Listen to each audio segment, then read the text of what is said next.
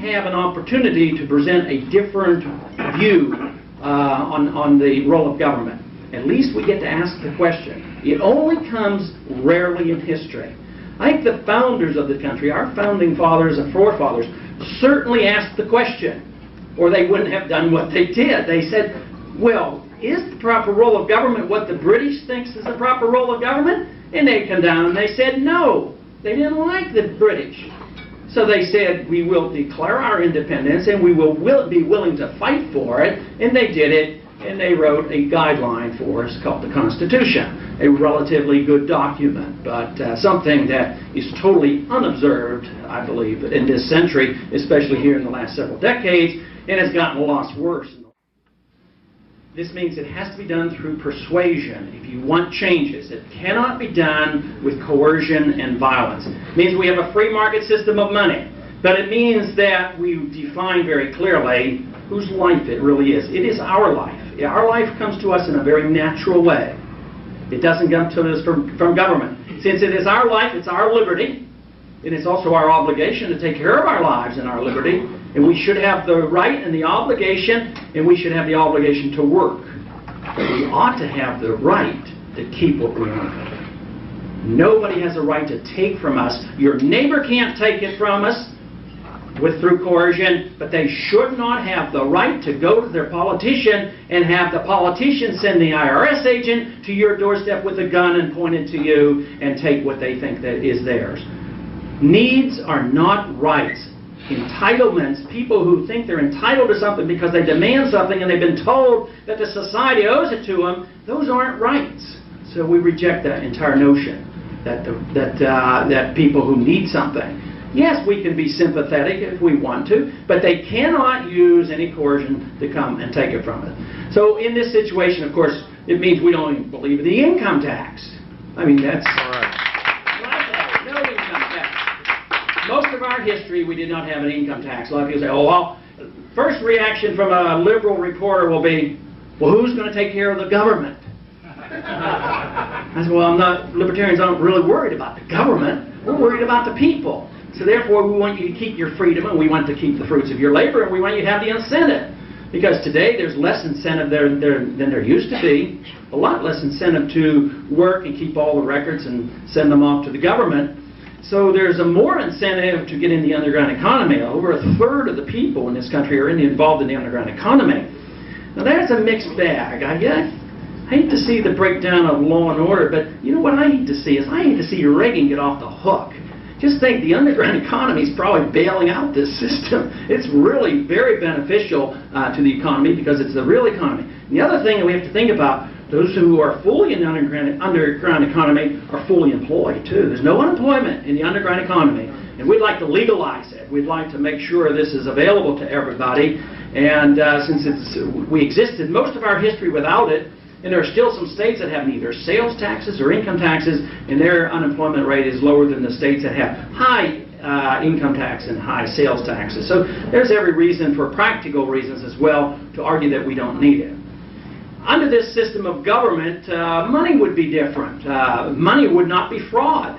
Today, if government has some limited roles, which they would in a libertarian society, it would mean that if one individual defrauded somebody else, this would be a reason for government to intervene. Therefore, if there was a private money system and they said this is a gold certificate and you didn't have the gold, that you were then lying and you were fraudulent, so this would involve the government to come in and settle the dispute.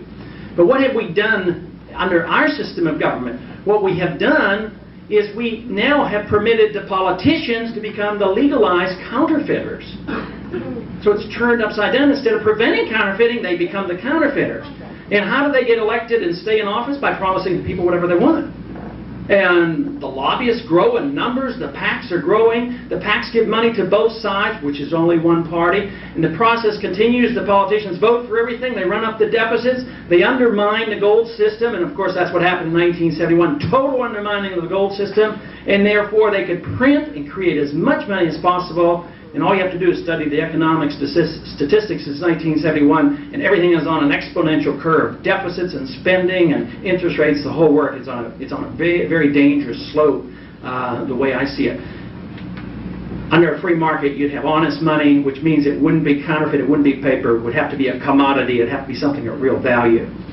If we apply this principle of non-coercion to civil liberties, to social problems, it means if your life is your own, your lifestyle is your own. Nobody tells you what to do.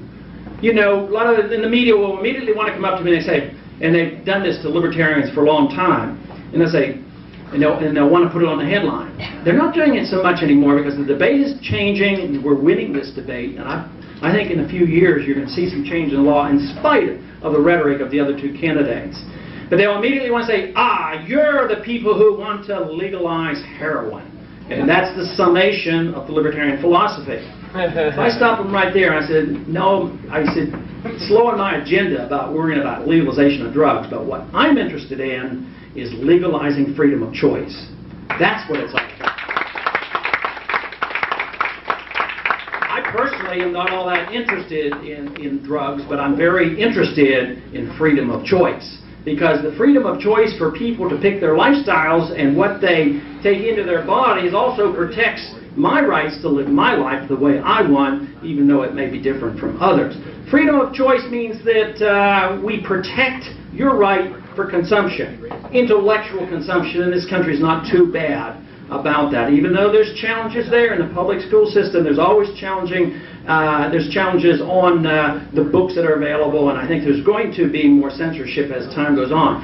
But basically nobody challenged the ideas that we're allowed to read books. Intellectually, our consumption is permitted. Religious-wise, people have the right to follow cults, be very serious religious people, atheists. These are things that we have accepted, and yet when they come to this very, very narrow area of one particular drug, they say, we're going to make the people better. And of course, historically, we only started doing these things in this century when we have lost the confidence in ourselves, lost the confidence that we can be secure in knowing that free choices are something that we can live with. 1913, we had income tax because we were introducing the idea of big government overseas and here at home. We introduced the idea of the central bank, which is a tenet of the Communist Manifesto. So we had our Federal Reserve System in 1913, drug laws in 1914. What else came about during the Wilson era? The FBI. To check on us, to find out what we're doing. Do you know one of the first tasks of the FBI was to spy on American citizens who disagreed with Woodrow Wilson on going to war in Europe? I think they did that in 1960s. And wasn't it just recently that our great American President Ronald Reagan, who wanted to get government off our back, used the FBI to spy on 100 American groups because they disagreed with his policy in Central America?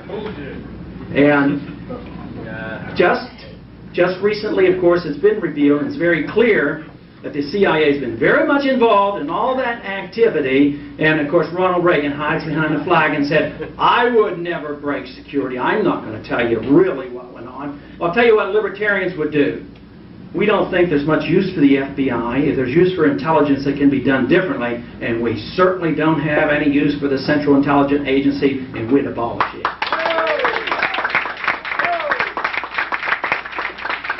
The idea of protecting of civil liberties is something that I think we're coming dangerously close to losing. Because they can develop this hysteria over drugs, the drug issue is not the top issue. The drug laws and the Constitution is the top issue. But in the name of drug regulation, they introduce the ideas of controls on us financially, keeping more records. At the same time, what they do is they want to tell us what to do with our lives. They come in and they throw out the Constitution because there are no restraints now as far as search and seizure laws go. This bill that was just passed applies that if somebody has their house invaded because they're suspected of dealing in drugs, this evidence is admissible in court even though the police did it without a search warrant, as long as the policeman used procedures that he thought were compatible with constitutional restraint. That's pretty bad. And yet that's what we're getting. Not only is that applied to drugs, but it's written so that it applies to anything that the government wants from us.